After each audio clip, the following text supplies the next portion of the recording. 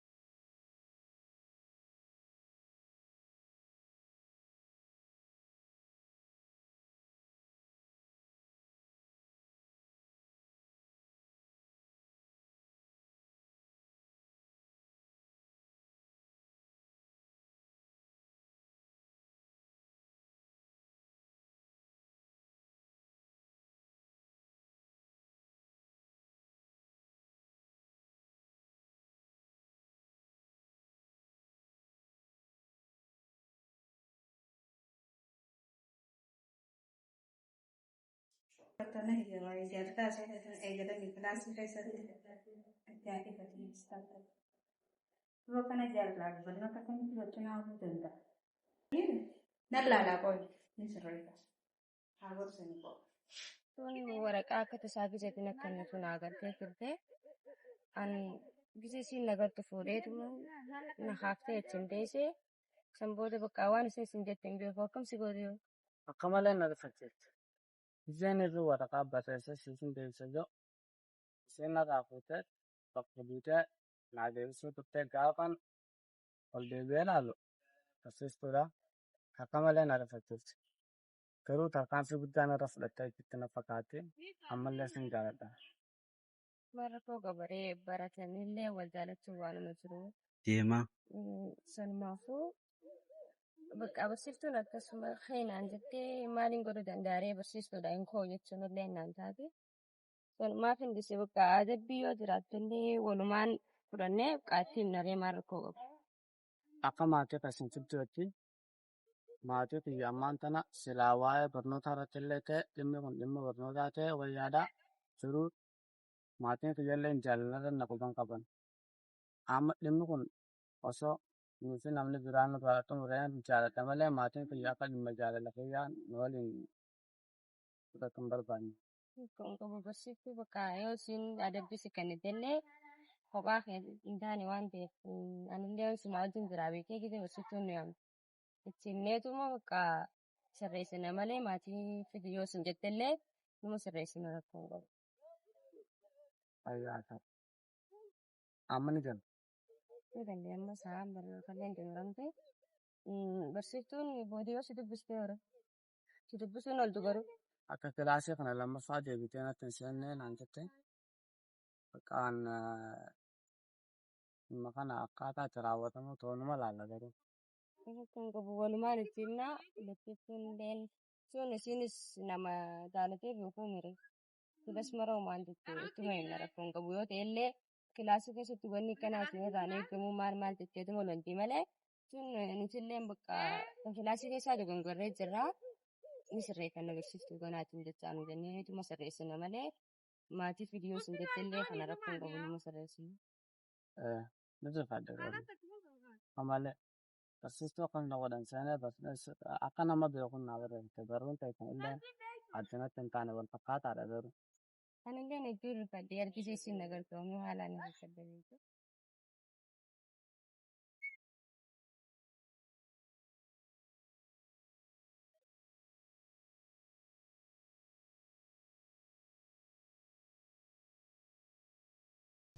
Har'a barsiistuun mucaa akka malee goote immoo mucaan tiimachuudha barbaadeefi mucaa irra qabdi sanuu adaba cimaadhaa isa eeggata haala kanaan Egaa akka dalagan san hin dalayne akka malee dalaydee waan ta'eef ittiin immoo barsiisni isaan sila alatti wal ibsan irra bareedu. Dhimma alatti osoo xumurtanii alan bareedu ture. Garuu sirriin goone ijoolleen Isaanis kilaasii keessatti gisee barsiistuun barsiistuu haasa'uudhaaf isaan waan hin tolleef akka malee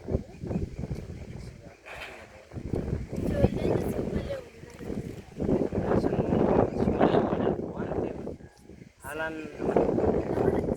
keessa gabaanaan ammas jabaata.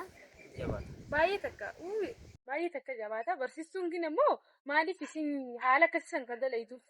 Sabiinni mucaan kan dhimma kana yoo isin gaatii yoo ta'e isin jabeessin yoo uffatanii ta'u. Silaa nutti himate nuti ni ibsinaafi baay'ee takka ibsinaafi innis nutti ni himanne osoo nutti hin himatini siraa meeree jaalala oofanii jiran. Garuu mucaan kun haalaan dhiphataa jira haalaan. Gaafadhee dhiphina isaa irra dhagaree jennaan gaafadhee sirraa hin barannaan biisi ammaan xiqqoo booda naan jiru. Garuu haala kanaan barnoota sirriitti qabxii dargachaa hin jiru. Qabxii dalagaan jiru. Garuu haala kanaan ni miidhama.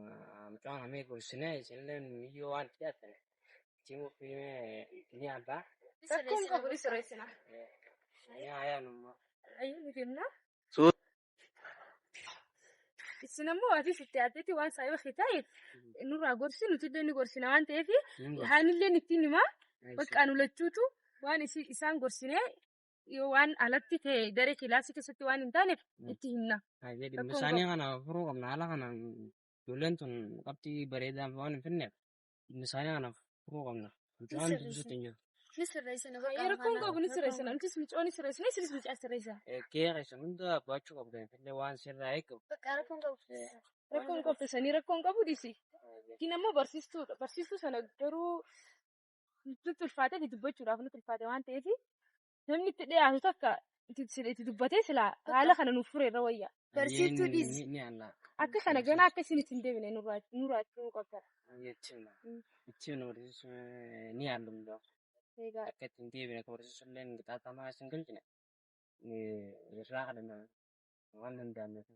Baay'ee takka amma keessa nuti sira kaaneef kan dhufnu taate manni barumsaa nutti horraafatee jira. Itti himanneeti ammoo isi gadi bahaadha maaliif horraafattee jira hojii akkanaa nu jira barsiistuu kasubiin kaan akkanaa hojii warraa nu guddattee inni itti himnee turre isin ammoo waan akka itti himanne kana nurraa fudhachuutti hin jirtu ifiifuu sa'a malee teenti akka ijoolleen na dura galtuuf jettuuf isin sa'aatii malee galti mana barumsaa. Sanuu barsiistuu ta'e kana haalaan hamtuudha garuu anuu bakka jaalalti irraa na qabxii barsiisuu ta'e kana. Barsiistuudha jaalalti si qaba? Waan baana oolu. Nama ajaa'ibsiisa garuu beekamu. Warri hedduus akka jaalalti irraa na qabxii. Akkaan ta'uu hundatu. Bakka jaalalti sirraa si qabna waan ta'eef isin nurraa gorsite. Maal isaan jennaa? Gaafa cobaamee yoon jaaloon deesseef biroo maal naan bakka akkasii salphaadha na fakkaata garuu yeroon ilaalu.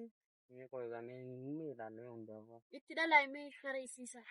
Ittiin daaddaa hanga danda'ame ittiin daaddaa yoo baay'ee yoo naannootti hedduu sakkaan socho'achaa jira. Yeroo dheeraa ittiin maddaa ittiin malee jala. Socho'atee garuu waan loltu namni fakkaata jaalala waan ta'eef. Garuu inni dhibee barataan akkamitti gaaffii jaaluun adii eessatti yoo lolta. Garuu annaa keessatti na ajaa'ibsiisa barsiistuurraa jaalalsiisa. Mee hundaafuu mee karaan ittiin daadduun karaan nuti din barsiistuu teenya ni sodaanna waan ta'eef nuti itti dhayinee jaalalateetti si ibsuudhaaf xiqqoo waan nuti ulfaateef jecha atummaan bakka ati siqiiti jaalala isirraa ibsachuu dandeessa malee nu biraa furmaatan harkattu waan ta'eef. Dhimma kana na gargaarte. Dhimma kanatti waan barsiistutti nuti hidhatu waan hin qabneef si gargaaruu hin dandeenyu gaa waan. Akka na gargaaru hundaa'u. Bakka diwaamus kun rakkoon qabaa. Ittisi. Eessi yookaan. Amma jaalalti irraa na qabdee ata barsiistuu kun bakka haalaan nu ulfaatee jaalalti si mul'an itti himachuufis itti baafachuufis. Hayi barsiistuu jaalataa. Hayi jaalala. Nama diba garuu xiqqoo. Nama diba barsiistuun jaaladhaa gisa jiru. Ni ulfaata dhugaa. Baay'ee takka ulfaata garuu. Maaliif garuu? Yeroo hin beekon jaalalti jaamaadhaa jedhanii jaagurran qabu abbaarraa si qabullee hin beektu jedhanii barsiisurraa na qabdee kan hin beeku waan ta'eef. Ani garuu kanan beeku. Wanta godhuu bilantu. Garuu itti himachuudhaatu natti ulfaate himee hundaafuu ni yaalama. Hayyee rakkoon qabu. Silaa maara waan na gargaartan hin dandeenyuufaa maali Suzaannaa ibsaa jettan. Hayyee rakkoon qabu ishii. Hayyee waaqa na haradha. Hayyee Rakkoon rakkoon qabu siif qabu. kadhannaa. Hayyee inshaallah rabbi na gargaara. Hayyee bakka.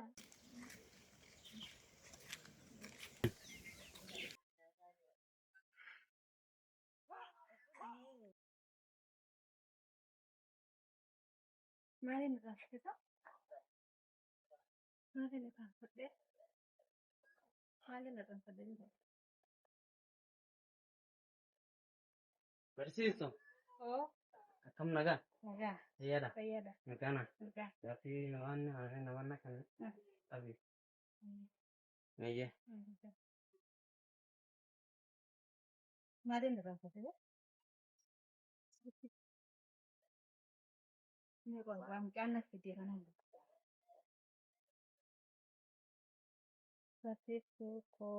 Barsiiftuu koo baay'een si jaaladha. Yeroo baay'ee sitti himachuu sodaadhe. I love you. Dhimma kana akkuma siif qabame naaf deebisi. Dhimma koo